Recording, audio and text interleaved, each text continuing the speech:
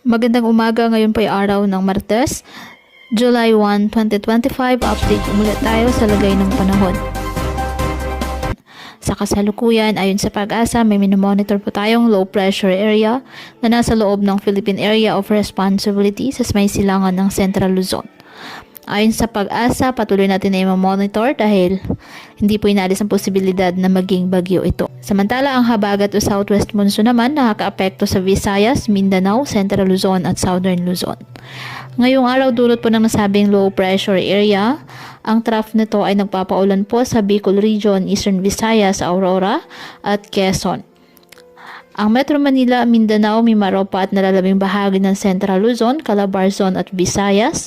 Asahan din po dyan ang maulap na kalangitan na may kalat-kalat na pag-ulan at thunderstorms dulot ng habagat.